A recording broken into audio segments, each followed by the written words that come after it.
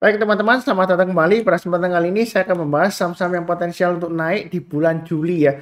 Jadi hari ini tanggal 29 Juni 2022 saya akan bahas yang potensial naik di bulan Juli berdasarkan statistik 5 tahun terakhir ya di bulan Juli ya. Jadi saya menggunakan istilahnya untuk seasonality ya.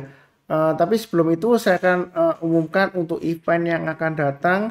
Sebenarnya saya sudah umumkan sebelumnya ya. Jadi saya umumkan lagi mungkin kesempatan bagi yang belum tahu. Saya ganti dulu. Jadi untuk event yang akan datang ini akan ada acara untuk workshop online dagang saham ya.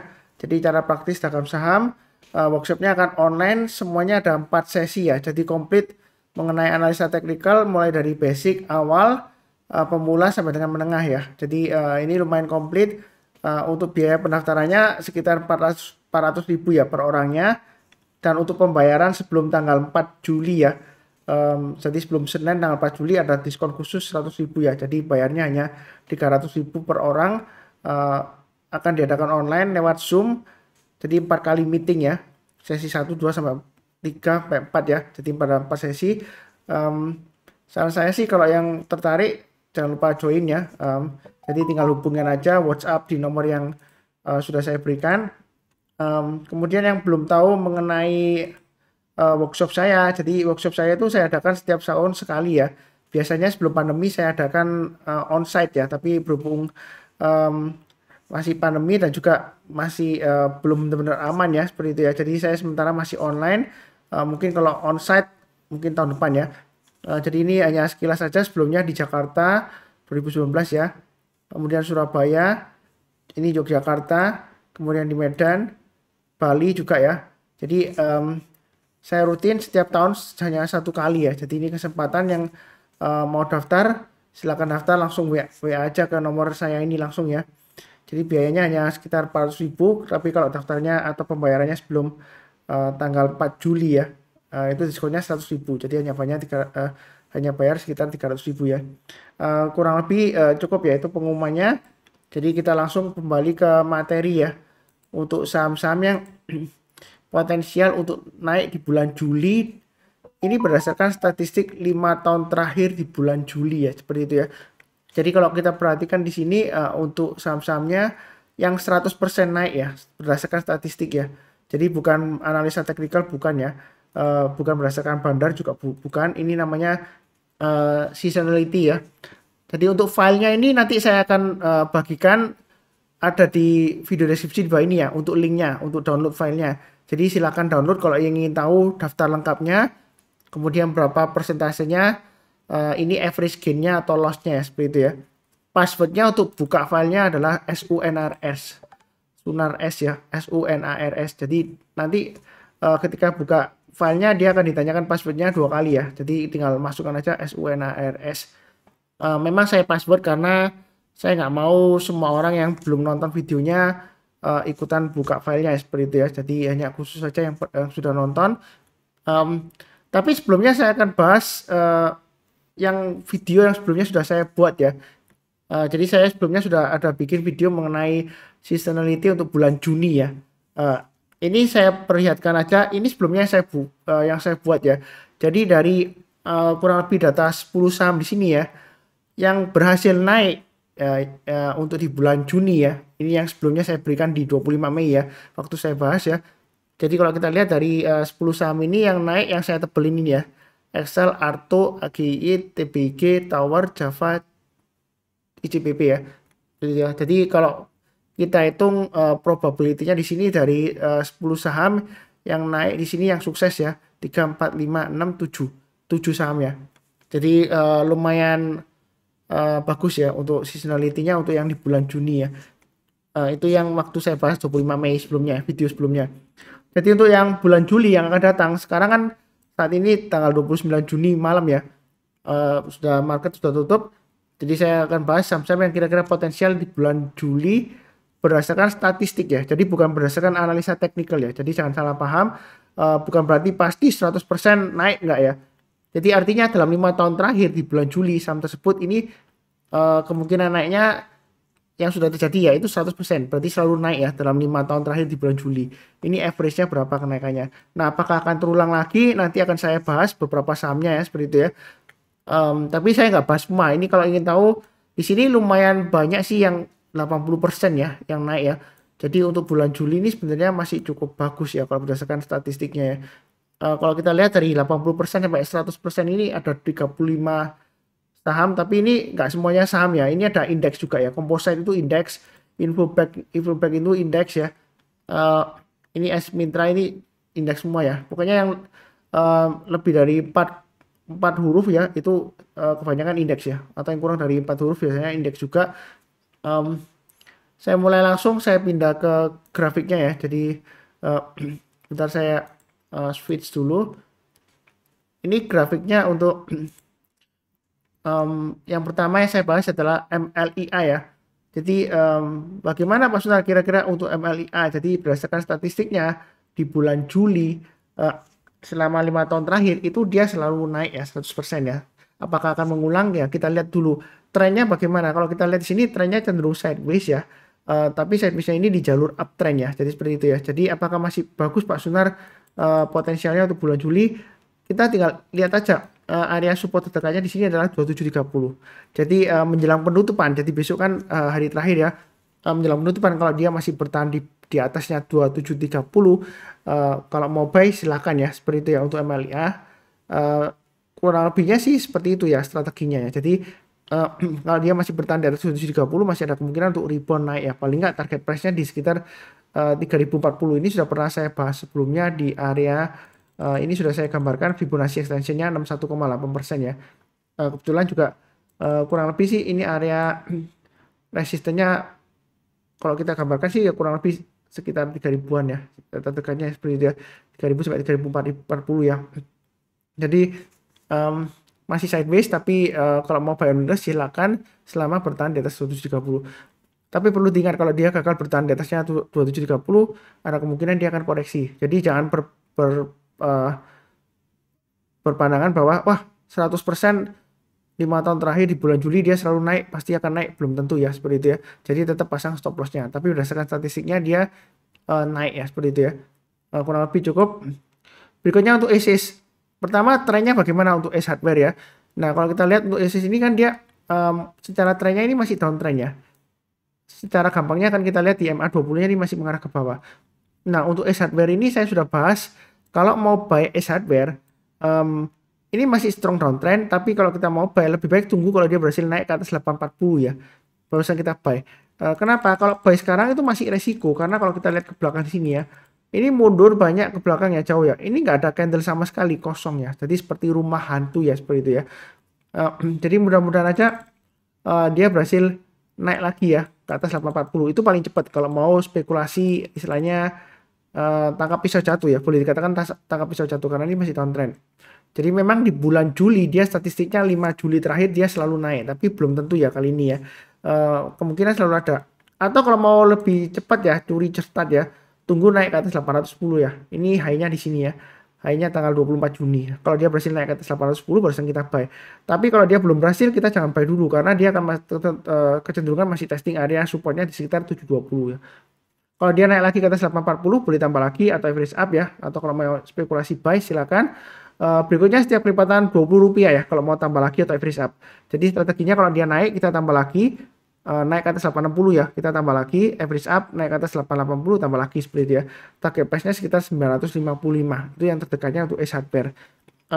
Mudah-mudahan aja naik, kurang lebih cukup. Berikutnya untuk BDMN. BDMN sudah pernah saya bahas juga terakhir di analisa saham mingguan. Memang untuk BDMN ini dia support yang cukup kuatnya di 2300. Sebelumnya memang sempat tembus ke bawahnya tapi dia nggak lama lagi rebound ya seperti itu ya.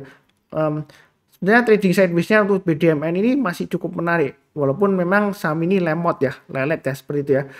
Tapi kalau kita pakai acuan trading range-nya 2300 sampai dengan 2500, sebenarnya lumayan ya profitnya, 200 perak ya seperti itu ya. Kalau yang suka trading sideways, jadi mau buy sekarang kalau dekat dengan 2300 boleh aja ya seperti itu ya. Asalkan kita pasang stop loss-nya di 2300 atau maksimum acuannya di 2270 ya. Jadi kalau dia gagal turun di banyak 2270 lebih baik jual dulu semuanya. Atau kalau misalnya nggak mau buy sekarang karena ini masih cenderung merah, cenderung testing area 2300 ya sekalian aja tunggu kalau dia berhasil breakout ke atas 2440 kita buy. naik ke atas 2510 kita tambah lagi atau average up ya. Target price-nya sekitar 2640. Ini sudah pernah saya gambarkan jauh hari sebelumnya ya. Jadi 2640 dari swing high di sini. Kalau saya tarik garis Fibonacci retracement sebelumnya dari swing low di sini dan swing high-nya, memang kecenderungannya masih cenderung downtrend ya, walaupun sideways di bawah ya. Tapi ini masih di bawah Fibonacci retracement 61,8% untuk BDMN. Jadi jangan terlalu banyak bertahap aja, tunggu di atas atau buy sekarang boleh tapi jangan terlalu banyak ya. Istilahnya nyicil aja, kalau dia naik kita tambah lagi atau average up, tapi kalau gagal ya kita jangan average down ya, pasang trailing stopnya atau stop lossnya. Kurang lebih cukup.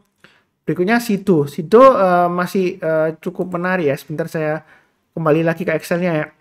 Nah Sido di sini kalau kita lihat selama 5 tahun terakhir di bulan Juli ya, seasonality-nya dia kenaikannya lumayan ya, sekitar 5% ya, seperti itu ya rata-rata ya. Nah apakah bisa naik lagi? Nah, kita lihat kalau dari grafiknya di sini trennya bagaimana untuk Sido ini, Sido muncul ya. Memang trennya di sini cenderung masih sideways ya, tapi ini MA20 sudah mulai mengarah ke atas, walaupun terakhir sudah mulai kelihatan agak ke bawah, tapi ini sebenarnya masih cukup bagus ya, arahnya masih ke atas. Strateginya bagaimana? Kita pakai acuan supportnya di 970 ya. Ini kan lagi testing area resisten garis saya di 1000 ya. Ini saya gambar dari swing high di sini. Nah, menurut saya sih lebih baik kalau mau buy yang belum punya, tunggu area buy on weakness di 950. Ini sudah saya gambarkan ya. Jadi nggak harus beli di akhir bulan, nggak ya. Kadang-kadang kalau dikasih kesempatan dia koreksi di bawah 950, kalau berhasil rebound atau mantul ke atas, di sanalah kesempatan kita untuk buy. Atau kalau misalnya wah Pak Sutar nggak dikasih, dia breakout lari ke atas ya, kita buy hasil higher aja. Garis saya di 1025, tapi di sini ada swing high-nya di sini kembar ya, 1020. Jadi naik ke atas 1020 boleh buy, naik lagi ke atasnya mungkin setiap kelipatan Rp20 ya kalau mau average up ya, atau Rp30 terserah ya. Jadi kalau naik kita tambah lagi atau average up, target price-nya di 1070. Itu untuk Sido ya. Jadi kalau breakout ke atas 1070 ini sebenarnya untuk target Fibonacci extension 161,8% itu sekitar 1100 ya, sebelumnya yang saya gambarkan ya. Jadi masih ada peluang ke 1100 juga ya. Ini ya kurang lebih ya untuk Sido. Yang perlu diingat adalah area 950. Jadi kalau dia gagal bertahan di atas 950 ya kecenderungan akan turun lagi di bawah 935, testing area supportnya 900. Jadi buy-nya tunggu buy on weakness atau sekalian kalau dia berhasil breakout ya, buy hasil higher, naik ke atas 1020 kita buy. Ya strateginya seperti itu, mudah-mudahan lancar. Kalau dilihat dari monthly-nya atau bulanannya memang dia cenderung masih sideways di atas ya, tapi masih cukup menarik peluangnya ya, seperti itu ya. Kurang lebih cukup. Berikutnya untuk Inco memang sebelumnya di sini sudah saya gambarkan ada 3 area untuk buy on weakness-nya ya. Ini yang paling bawah memang dia sedang testing area 5550 dan 5650. Karena dia turunnya sudah dalam ya, kalau mau buy on weakness sekarang sebenarnya resikonya masih cukup tinggi karena ini tekanan downtrendnya untuk Inco ini masih cukup kuat ya. Tetapi kalau misalnya mau spekulasi buy ya boleh dikatakan ini tangkap pisau jatuh ya, terus terang aja ya. Mau buy sekarang boleh aja, tapi perlu diingat selama dia bertahan di atas 5550 harusnya masih cukup aman ya. Kalau yang belum punya ya. Kalau yang sudah punya ya, kalau dia turun banyak 5550, kalau sebelumnya belum pasang stop loss ya jual dulu. Karena kalau dia gagal bertahan di atas 5550, turunnya bisa dalam ya. Begitu ya. Tapi kalau dia berhasil rebound ke atas 5900 ya, ini garis saya, atau yang high-nya hari ini 29 Juni 5925, kemungkinan dia bisa rebound sampai testing lagi area sekitar 6500 ya. Ini area yang sudah saya gambarkan. Nah kalau kita lihat dari seasonality-nya untuk di bulan Juli untuk Inco itu naiknya lumayan tinggi ya, rata-ratanya 15,51% ya, seperti itu ya. Apakah bakalan berhasil Pak Sunar? Nggak tahu ya. Ini kalau seasonality itu statistik ya, jadi jangan dipakai acuan, tapi secara trennya downtrendnya masih cukup kuat, jadi belinya bertahap aja kalau mau spekulasi buy sekarang. Kalau naik kita tambah lagi atau average up, tapi kalau turun jangan di average down ya. Kurang lebih seperti itu. Kemudian berikutnya ITMG juga masih testing area, ini gagal bertahan di atas supportnya 32.200 ya, jadi masih resiko turun ke bawah. Saran saya kalau mau buy tunggu aja kalau dia naik ke atas 32.200 ya, atau di sini high-nya 32.350 ya. Kalau naik ke atas 32.350 barusan kita buy. naik lagi ke atasnya 33850 boleh tambah lagi atau average up. Itu target price-nya untuk ITMG. Memang cenderung sideways di atas, tapi sideways-nya ini dia sudah mulai mengarah ke bawah ya, seperti itu ya. Masih testing area sekitar 30.500, ini support berikutnya. Jadi belinya bertahap aja, kalau dia naik kita tambah lagi atau average up ya. Ada kemungkinan rebound nggak Mas Senar? Kemungkinan sih selalu ada ya, seperti itu ya. Tapi jangan jadikan acuan, oh berdasarkan statistik di bulan Juli 80% naik, oh pasti kemungkinan besar naik ya, belum tentu ya, mudah-mudahan naik. Tapi secara trennya dia masih cenderung sideways di atas ya, seperti itu ya. Berikutnya untuk ERA. Jadi ERA kalau kita lihat berdasarkan sebentar tadi saya lupa lihatkan grafiknya ya, maaf ya. Lupa ganti chartnya. Jadi ini untuk ITMG ya tadi ya. Maaf tadi ngomongnya ternyata chartnya belum saya ganti ya. Ini yang untuk ITMG. Mungkin di backward ya. Play backward ya. Yang sebelumnya sudah saya sebutkan ya. Karena sebelumnya saya nggak nampilkan chartnya atau grafiknya. Kurang lebih seperti ini ya untuk ITMG. Saya nggak ngulang lagi. Kemudian berikutnya ini ERA ya. Jadi ERA kalau saya lihatkan kembali ke statistiknya ya. Nah di sini ERA kenaikannya 80% ya naik ya. Sekitar 10% ya rata-ratanya. Ya mudah-mudahan aja dia berhasil rebound. Nah kalau kita lihat bagaimana trennya saat ini untuk ERA, memang di sini cenderungan masih sideways, tapi sidewaysnya ini dia di jalur downtrendnya, artinya MA20-nya ini masih cenderung mengarah ke bawah ya, walaupun harganya sudah di atasnya. Ketika dia breakout koreksi, ini testing lagi area supportnya 520. Jadi saya sudah pernah bahas untuk ERA ya, sudah lumayan sering ya.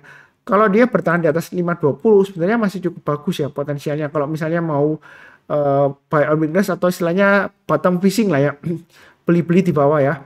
Karena ini kecenderungan kalau dia bertahan di atas 520 masih ada peluang untuk rebound lagi. Targetnya terdekatnya di 550, kemudian berikutnya di 585. Itu untuk ERA ya. Apakah bakalan terulang kembali cycle-nya ya? Kalau berdasarkan seasonality sih masih cukup ada potensial ya. Mau buy sekarang boleh aja, kalau mau pasang stop loss-nya mungkin kalau 482 terlalu jauh ya pasangnya. Jadi bisa pasang di area 510-an ya. Atau 500 lah ya, 500 510 itu stop loss-nya. Kalau mau spekulasi buy sekarang ya. Testing ya, seperti itu ya. Kurang lebih sih cukup ya untuk ERA ya. Kemudian berikutnya, ini saya bahas satu lagi untuk Arto. Memang Arto ini kalau kita perhatikan di seasonality-nya, Arto di sini sepertinya nggak ada ya, seperti itu ya. Kenapa saya bahas? Saya bahas karena yang terakhir ya, kalau kita berdasarkan grafiknya ya. Memang untuk Arto ini kita lihat sebentar ya, kan berdasarkan seasonality-nya untuk Juni ya, dia sudah berhasil naik ya. Ini berdasarkan statistiknya kenaikannya 80% ya, average gain-nya 36,12%. Nah di bulan Juli di sini Arto sebentar saya cekan ya, kemungkinan kenaikannya berdasarkan statistiknya ya, 5 tahun terakhir itu 60%, kenaikannya sekitar 11%. Jadi kenapa saya bahas, karena Arto ini masih ada peluang ya kalau saya lihatnya ya. Kebetulan saya juga sudah punya, saya gantikan ke sini ya untuk Arto ya. Saya sudah sering sebutkan, selama dia bertahan di atas 9.000 masih cukup bagus. Sebelumnya memang sempat menyentuh kemudian rebound lagi ya. Kadang-kadang kalau kita testing area supportnya seperti itu ya, kadang-kadang tembus ke bawah kemudian berhasil naik lagi. Tapi saya yakin sih ini masih ada potensial. Tapi belinya jangan terlalu banyak, karena sudah saya sering sebutkan ini jalurnya masih jalur downtrend ya. Walaupun ini sudah mulai mengarah ke atas MA20-nya. Ini juga yang menarik di sini ya, sudah pernah saya sebutkan juga ya. Koreksi, kemudian rebound, koreksi, rebound, koreksi, kemudian rebound. Ini dia selalu higher di sini ya. High yang pertama, kedua, ini yang ketiga ya high. Kemudian swing low-nya dia juga higher low ya, seperti dia swing low-nya ya. Ini yang swing low yang pertama, swing low kedua, swing low ketiga, ini yang keempat. Jadi masih ada harapan ya, walaupun kenaikannya mungkin rebound-nya nggak seberapa kuat ya. Belinya bertahap aja. Ya kurang lebih sih seperti itu ya untuk saham-saham yang berdasarkan statistik ya di bulan Juli ya, seasonality ya. Jadi jangan salah paham ya. Jangan-jangan oh Pak Suntar bilang pasti naik 100%. Itu berdasarkan seasonality ya. Ya apakah bakalan naik ya, kita nggak akan pernah tahu pasti ya 100% ya. Tapi tadi saya sudah bahas strateginya. Kalau belum punya kira-kira buy-nya di mana, sebentar saya kembalikan ya. Jadi berdasarkan tadi pembahasannya, saya bahasnya berdasarkan data statistik atau seasonality ya. Jadi bukan berdasarkan analisa teknikal ya, yang tabelnya tadi ya. Tapi kalau yang price actionnya, support resistance-nya tadi dan trennya, saya berdasarkan grafiknya ya, analisa teknikal ya. Ya mudah-mudahan aja terulang kembali ya seperti itu ya. Tapi ya yang penting adalah tetap aja sabar, fokus, dan disiplinnya. Itu 3 kata kuncinya. Kurang lebih cukup ya, sekian ya. Yang baru kenal channel Saham Profit, jangan lupa subscribe, like, nyalakan lonceng notifikasinya. Kemudian seperti biasanya saya doakan selalu semuanya selalu sehat, damai, dan sejahtera selalu. Amin. Terima kasih banyak. Sukses selalu ya. Dan yang penting kemudian tetap semangat. Terima kasih.